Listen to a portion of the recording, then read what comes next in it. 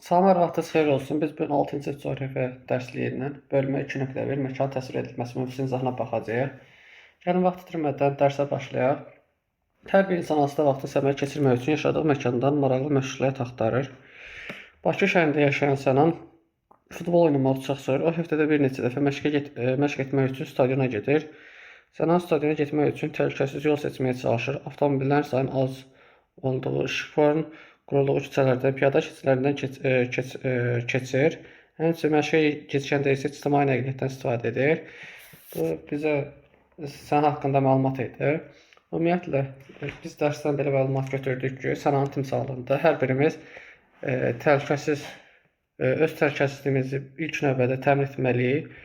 Belə ki, daha təhlükəsiz yollardan istifadə edərək gedəcəyimiz məntəqəyə çata bilərik. Bunun üçün də biz nə edə bilərik? Piyada keçidindən keçə bilərik. Daha sonra işıqların qurulduğu küçələrdən istifadə edə bilərik.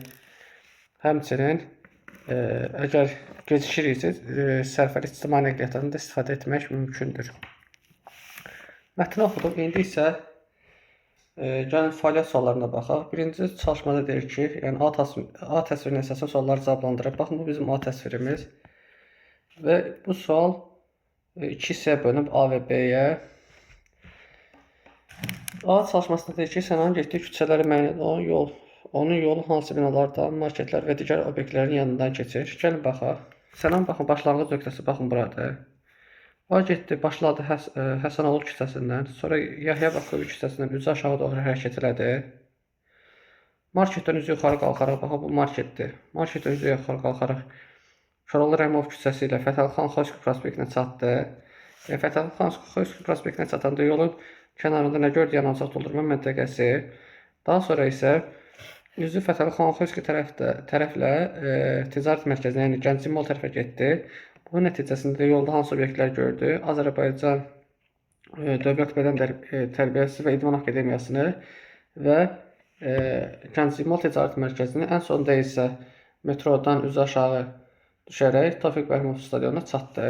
Gəlin bir təkrar edək. Birinci başladı Həsənolu küçəsindən, daha sonra Yahya Bakov küçəsindən, gördüyü obyektlər market oldu və Koroğlu Rəhimov küçəsi, Fətəli Xoyski küçəsi və Gənclik Mall ticarət mərkəzi, Bədən Tərbiyəsi Akademiyası və Yanacaq doldurma məntəqəsi.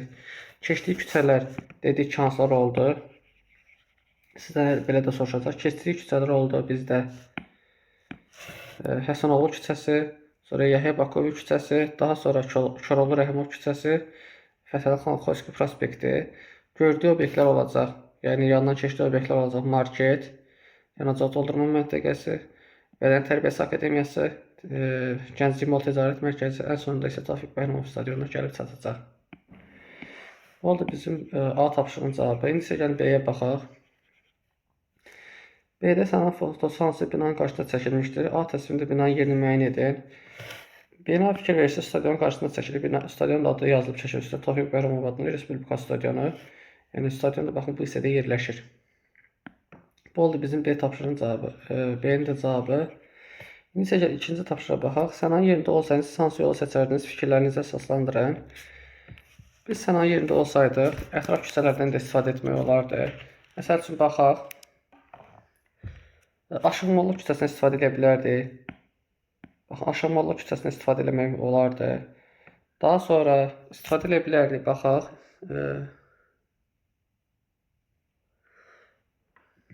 Bala Əmi Dadaşov küçəsindən istifadə edə bilərdik. Baxın, bu küçədən istifadə edə bilərdik.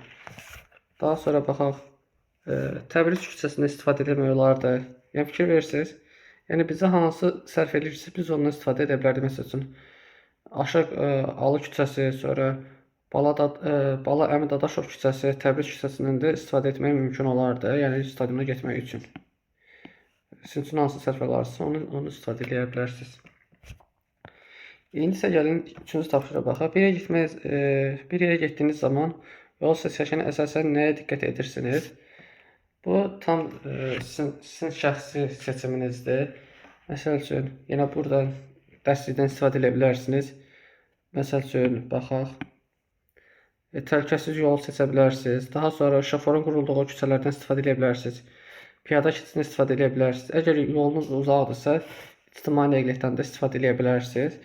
Bu yenə sizin gedəcəyiniz yerdən asılıdır. Uzaq və yaxın olduğu məntəqələri siz özünüz planlaşdırıb gedə bilərsiniz. İndi isə gəlin dərsimizə davam edək.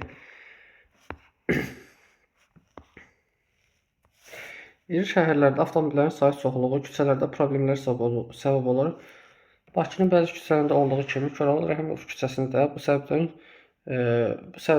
günün müxtəlif vaxtlarında tıxaclar müşahidə edilir. Tıxaclar şəhərin həyatına mənfi təsir edir. Havanın çirklənməsini artırır. İnsanların iş yerlərində tələbələrin və şagirdlərin tədris müəssisələrini keçişirlər. Dedik ki, tıxacların səbəbi nə oldu? Dedik ki, iri şəhərlərdə tıxaclar olur. Bakı şəhərində də bəzi küçələr tıxacdan əziyyət çəkir. Bunlardan biri də Koroğlu Rəhimov küçəsidir. Dedik ki, Koroğlu Rəhimov küçəsi günün bəzi vaxtlarında tıxaclar müşahidə edilir. Tıxaclar dedik şəhər həyatına mənfi təsir edir. İnsanlar iş yerlərində, daha sonra tələbələr və şagirdlər tədris müəssisələrinə keçirlər. Bu da oldu, yəni şəhər həyatı üçün mənfi təsiri. Həmçinin dedik ki, tıxaclar havanı da çirkləndirir. Daha sonra baxaq. Burada deyir ki, Tofiq Bərhimov adlı Respublika stadionu 31.262 tutur. Bu stadion böyüklüyünə görə Bakı Olimpiya stadionundan sonra Azərbaycan ikinci ən böyük stadionudur. Oyunlar zamanı bura gələn azərkeşlərin sayı çox olur. Stadion yaxınında olan küçələrdə tıxac yarandığından insanlar alternativ yollardan istifadə etməli olurlar. Burada Tofiq Bərhimov adlı Respublika stadionundan məlumat verir. Tutuma dedik ki, 31.200-dür. Respublikamızda ikinci ən böyük stadiondur. Həmçinin stadionda dedik ki, oyunlar zamanı insanların çoxluğu küçələrdə tıxacların yenilməsinə gətirib çıxardır. Bu səbəbdən də insanlar alternativ yollardan istifadə edirlər. Dərsi oxuduq. İndi isə gəlin sualları cavablandıraq. 4-cü tapşırığa baxaq. A təsvirinə əsasən BC şəkillərin obyektlərin yerini müəyyən edin. Baxın, bu bizim B şəklimizdir. Bu da bizim C şəklimizdir. Gəlin yerini müəyyən eləyək. Baxın, Koroğlu Rəhimov küçəsi, baxın, bu hissə olacaq. Baxın, bu hissə, yəni düz xətt. Tofiq Bərhimov stadionu isə, baxın, bu hissə olacaq. Oval şəkilli, xəritədə oval şəkildə təsvir edilib, yəni planda oval şəkildə təsvir edilib. Bu oldu, dedik ki, Koroğlu Rəhimov küçəsi düz xətlə, Tofiq Bərhimov adlı Respublika stadionu isə planda oval şəkildə təsvir edilmişdir. Daha sonra 5-ə baxaq. A, B, C şəkillərinə əsasən suallar cavab verir. Bu bizim demişdik B, C və A şəklimizdə baxın budur. Deyir ki, sualları cavablandırın, gəlin cavablandıraq. A tapşırığında deyir ki, B şəklindəki küçə A planda necə göstərilmişdir? Baxın, elə bir dedik. B şəklindəki küçə, baxın, bu Koroğlu Rəhimov küçəsi, baxın, buradadır. Düz xətt kimi, yəni düz xətt işarə kimi göstərilmişdir. Yəni küçə də baxın, bu hissədə yerləşir, qırmızı rəngdə. Bu oldu bizim A-nın cavabı. Daha sonra B-yə baxaq. Deyir ki, C şəkili A planında necə təsvir edilmişdir? Bir elə baxdıq. C şəkili baxın A-da, yəni Respublika stadionu oval şəklində, yəni yarım oval şəklində təsvir edilir və yaşıl rəngdə verilmişdir.